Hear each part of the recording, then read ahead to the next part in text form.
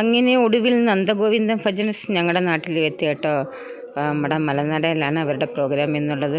അപ്പോൾ ഇവരെപ്പറ്റി ഞാൻ യൂട്യൂബിലൊക്കെ കണ്ടും കേട്ടുള്ള അറിവുള്ളൂ കേട്ടോ. അവരുടെ പ്രോഗ്രാം ഞാൻ നേരിട്ട് കാണാൻ പോകുന്ന ആദ്യമായിട്ടാണ്. തുടക്കം മുതൽ തന്നെ കാണണമെന്ന് ആഗ്രഹം ഉണ്ടായിരുന്നു കേട്ടോ. പക്ഷേ ഞങ്ങൾ എത്തിയപ്പോഴത്തേക്കിനും ഗ്രൗണ്ട് മൊത്തം ഫുള്ളായിപ്പോയി കേട്ടോ. പിന്നെ വല്ലച്ചാതിൽ ഇച്ചിരി നിൽക്കാൻ സ്ഥലം കിട്ടി. ഭയങ്കര ആളെന്ന് പറഞ്ഞു കഴിഞ്ഞാൽ ഒടുക്കത്തളായിരുന്നു മലനടയിൽ. പിന്നെ എന്ത് ചെറിയ പ്രോഗ്രാം വെച്ചാൽ പോലും നല്ല അത്യാവശ്യം നല്ല ജനക്കൂട്ടം കേട്ടോ. പക്ഷേ ഇത്രയും നാളത്തെ എൻ്റെ എക്സ്പീരിയൻസ് വെച്ച് പറയുകയാണ്, ഇതുപോലൊരു ജനക്കൂട്ടം ഞാൻ ഇന്നലെയാണ് കണ്ടത്. വീട്ടിൽ നിന്ന് വലിയ നേരത്തെ വണ്ടിയിലൊക്കെയാണ് ഞാനും പിള്ളേരുടെ ഇറങ്ങിയത് കേട്ടോ.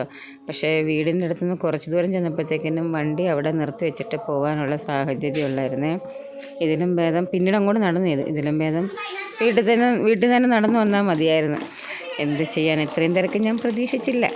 ഇവരുടെ പ്രോഗ്രാം നടക്കുമ്പോൾ സാധാരണ തിരക്കുണ്ടാവും എന്നറിയെങ്കിലും ഈ മലനടയിലായിരിക്കണം ഏറ്റവും കൂടുതൽ ആൾക്കാർ. എൻ്റെ പൊന്നും വെച്ചിട്ടുണ്ട്, നിങ്ങൾക്ക് ഈ വീഡിയോ കാണുമ്പോൾ തന്നെ അറിയാമല്ലോ എന്തായാലും ആൾക്കൂട്ടമായിരിക്കുമെന്ന്.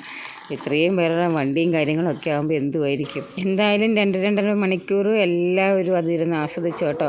കുറച്ച് കഴിഞ്ഞപ്പോൾ എനിക്ക് കാശ്മീരിക്കും കസേര കിട്ടിയായിരുന്നു, അത് പറയാൻ മറന്നു. 2-3 പാട്ട് കഴിഞ്ഞപ്പോഴത്തേക്കാണ് ഞങ്ങൾക്ക് കസേര ഇട്ടിട്ട് ഇരിക്കാനായിട്ട്.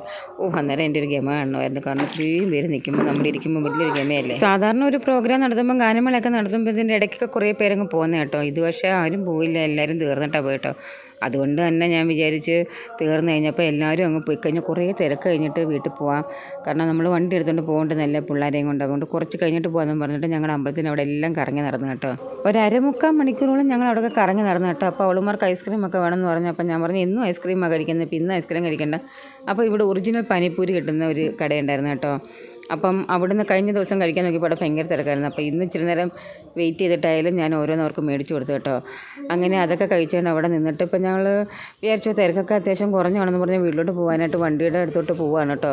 വണ്ടിയുടെ അടുത്ത് വരെ എത്തിയത് പാടും ഞങ്ങൾക്ക് അറിയത്തുള്ളൂ. അത് കഴിഞ്ഞുള്ള ക്യൂ നോക്കിയേ, എൻ്റെ പൊന്നമ്മച്ചി അത്രയും സമയം കഴിഞ്ഞാലൊക്കെയും അവിടുത്തെ ബ്ലോക്ക് മാറിയിട്ടില്ല. അങ്ങനെ ഒരു വിധം ഞങ്ങൾ വീട്ടിലെത്തിച്ചേർന്ന് പറഞ്ഞാൽ മതിയല്ലോ.